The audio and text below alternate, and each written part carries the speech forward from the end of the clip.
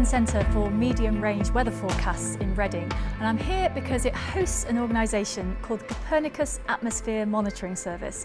And that does what it says on the tin. It collects all kinds of atmospheric data from satellites and in situ data. But that's a lot of data. And so in this building, there are plenty of experts who are building tools to help individuals and businesses, policymakers and researchers make sense of that data and make use of it. Open data is one of the key principles of Copernicus and of CAMS. In creating Copernicus 20 years ago, there was a realization that Europe needed a program to observe the Earth. It was just after Kyoto to see whether the international treaties and the decisions were being effective, but also that the information generated by knowing more about the environment, air quality, radiation, etc., could generate an economy. And for this economy to grow, it was decided very early that the data should be fully open. And one of the key success criteria for Copernicus is the uptake of the data, in particular by the private sector, and the jobs created on this economy. We're talking about these vast amounts of data as though they're easy to process and store and analyse, but you must need a huge amount of computing power to do this job. What's your computer capability here? Yes, here at ECMWF we have the largest database for weather information, but also one of the largest computers in Europe, which we use for weather forecast, but also for the CAMS forecast. It is among the 20 largest computer in the world and the few largest in Europe. And this is required because we process so many observations. We have to represent the Earth, the entire Earth, with a very fine mesh. So we really need supercomputing to do that. Was all that data stored on site, or do you have ways of sharing that data in the cloud, for example? Our computer delivers the data locally, so we get this. We have this massive archive of data. And currently, the way our users work is that they come, they get the data, and they download a vast amount of data. And we are arriving at a limit of the system. That's why we are embracing cloud computing technology. The idea is, rather than sending our data to the users, we facilitate the fact that the users can come to our data and do their own processing. And it's a very important development in Copernicus to have this capability so that the users will be able really to tap in this vast amount of data without having more infrastructure than a laptop. Which sounds incredible, having access to a planet's worth of data just from your laptop, but that is in the future. Yes, that's exactly what we want to do, because we realize that there is a limit to the data that can be transferred, and there is a limit in developing a data center and data facility, foreseeing our number of users increase further. In fact, we've inherited lots of our procedures and infrastructure from numerical weather prediction, from weather forecasts. What we do is to acquire a very large number of data streams. Typically, we are speaking of 70 different satellite instruments, several hundreds or thousands of ground-based measurements. We acquire that. We want to do forecasts, so we need to do that within a few hours only. Then we have our modeling procedures that can blend these observations with what we estimate from a previous forecast with the state of the atmosphere. We blend that. We have a new accurate picture for the starting point of the forecast, and we do the forecast, which means that a user will not have to do all this work of acquiring all the observations that come in different formats, different time, etc. What they get is numerical fields, three-dimensional with a time dimension, and then they can pick maybe just the time series in the very place that they are interested. So in a way, we are preparing the work for end users, so that this is done once for good, for Europe at least, and this is very cost saving, of course. So here we are at the ECMWF console room, which is where we monitor and operate the forecasts every day. Here we have Antonio, who's one of our console operators, who can tell you about the system we run here. Hello, pleased Hello. to meet you. Nice to meet you. So you're in control of all of this. What is being controlled here? Oh, well, there is an awful lot. Should I show you around? Yeah. If you follow me here, This is actually a summary of our main duties, because the way it is displayed is the things that we need to be aware. If anything happens and it requires an urgent action, they should be displayed here.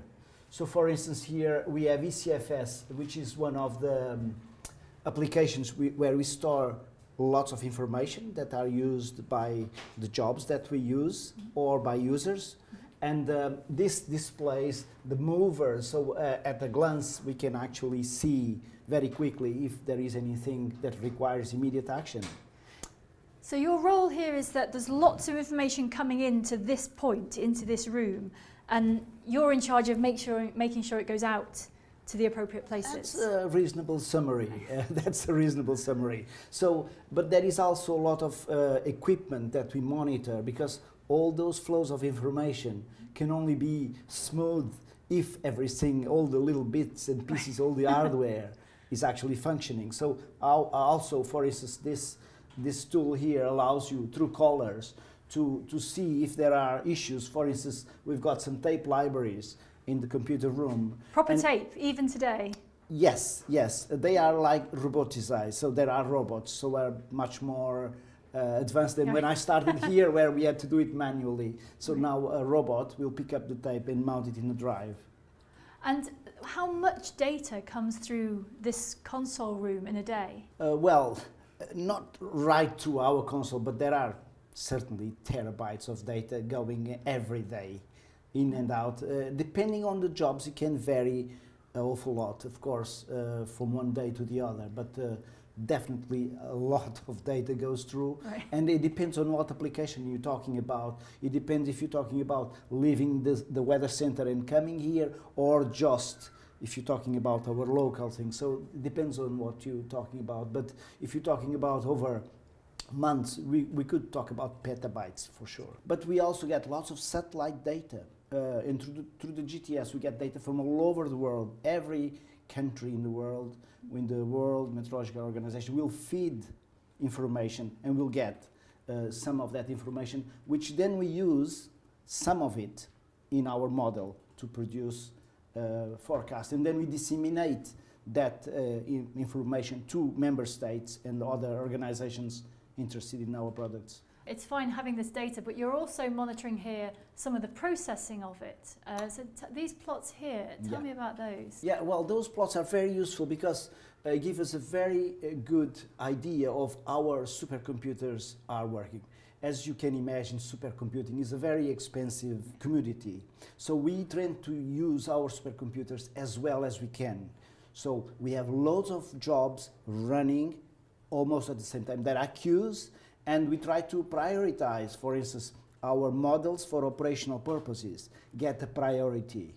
And then research work will have less priority. So that means that the parts of the model where there has to be an output every day at the same time, those get priority. That's and then the correct. scientists who have an experiment today, maybe a different experiment tomorrow, they get the gaps in between. That's exactly, you just summarized it all very well, yes. So all of this, so how much, you've got two computers, two supercomputers? Yeah, we've got two clusters, correct.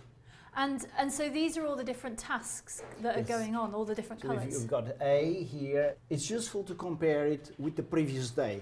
So if there is a variation, often it tells us that something is not quite right. Right. So the variation should not be too great, unless we know about it, of course.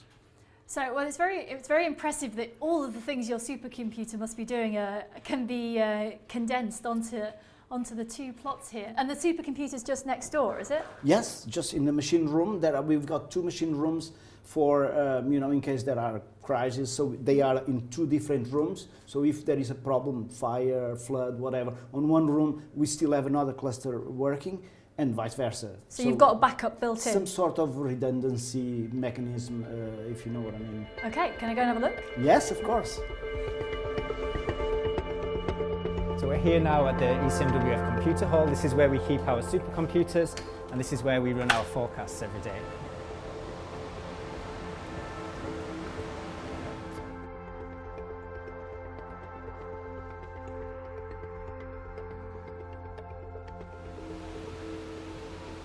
So this is one of our supercomputers here. We have two of these Cray XC40 machines, and each one is 20 cabinets, and each cabinet has about 7,000 processors. And these are the supercomputers which do our forecasting, which is 10 to 15 days for the medium range weather forecast. And for the CAMS atmospheric composition forecast, those are 2 5-day forecasts which run every day at midnight and midday UTC. So what's inside here can basically simulate world weather for 15 days. Exactly. So each of these cabinets contains all the computing power that we need for calculating the weather and forecasts for 10 to 15 days, and even seasonal scale at about 10 kilometers, 9 kilometers spatial resolution globally, with hourly time resolution in the output. And you can tell it's working because these are cooling fans we can hear, right? All this noise is cooling. So the infrastructure in here is very loud because there's a lot of infrastructure for cooling, keeping the supercomputers cool, and for keeping the power consumption is quite high as well. Right.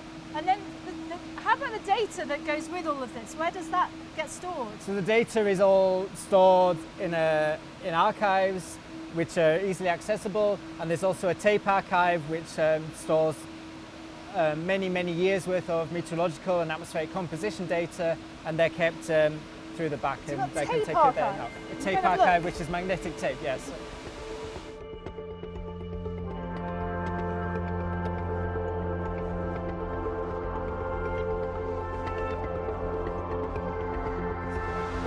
So here you can see these are some of the magnetic tapes which are currently not in the archive, but this is where they are brought sometimes to be stored. So if you want to go.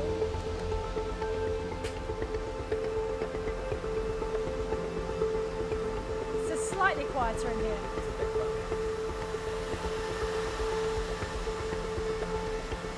And here this is the tape archive. So how does this work? Got little So robots. yes, so we have all the tapes are stored in here, and when a request for a particular data set is made, the robot will go and find the tape that the data is stored on. We'll bring it here to a staging area so that then you can download it to your computer. So they're physically taking out magnetic tapes from the pile and then putting them in that thing, That's correct. and that's getting copied off, and then they put the tape back. And then they'll go and put the tape back where it belongs. Currently we have about 15,000 user requests per day, and that amounts to about 200 terabytes of data being interchanged in and out of the tape archive here. And why would you do this on magnetic tape instead of having a hard drive? So we do it on tape for the cost. It's much cheaper to store things on the magnetic tape. Computer storage is a bit more expensive, and this is a more secure and longer term means of archiving the data. Well, it's definitely a better filing system than mine at home.